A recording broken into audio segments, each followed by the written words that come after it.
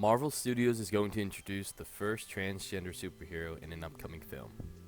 Before we get into it, remember our 10,000 subscriber giveaway. Just click that subscribe button, hit that bell, like and comment, and you'll automatically be entered for a chance to win one of 2 PS4s. Because as you know, I want to be a famous YouTuber, and apparently I should give away free stuff to do that. Alright, let's get into this. Kevin Feige revealed in a recent interview that Marvel Studios will be introducing its first transgender superhero in an upcoming film. Here's the quote directly from that interview. Quote, "When asked at the New York Film Academy whether there were any plans to introduce more diverse characters, specifically transgender characters, the 46-year-old producer said, yes, absolutely yes. Very soon in a movie we're shooting right now, yes." End quote. The article then goes on to guess which film Kevin Feige might be hinting at. And as far as we know, The Eternals was the only one in production at the time of this interview, and that seems like it might be it, especially since there's a very obvious candidate for this role, Ajak.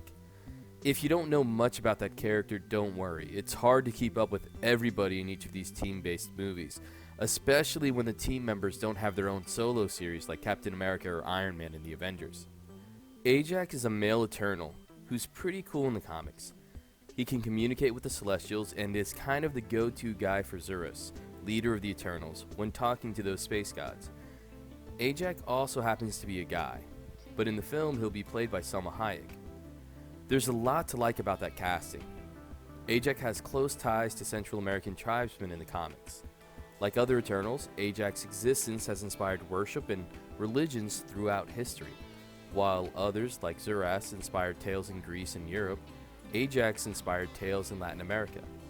Salma Hayek's Hispanic heritage means Marvel Studios won't catch any flack for white casting, and is also a great chance for Latinos to see more than Ant-Man's best friend on the big screen. Now, I know there are a ton of folks who just hate all of this forced diversity, as the kids say, and I used to kinda sorta agree with you guys. But as you get older and you move from being a young guy consuming comic books and being protective of your identity as a comic book fan, and you become a daddish figure who just wants your kids and their peers to feel at home in the comic book community, then you realize the importance of all of these different changes. Now, I'm a teacher by trade, until this whole YouTube thing takes off, and I also happen to be a dad. And it really sucks to see my kids struggle to find characters that share the same issues that they do.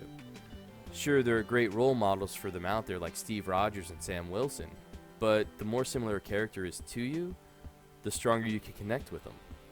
The more you realize it's okay to be different, and the more you realize different people can be heroes too. I'm really excited to see a transgender hero on the big screen. I suspect it'll be Ajak, and that makes a ton of sense since mythological beings like to change their gender from time to time. What do you guys think? Let me know in the comments below. And if you have a chance, hit that bell and subscribe, just in case you want one of those PS4s. Catch you next time.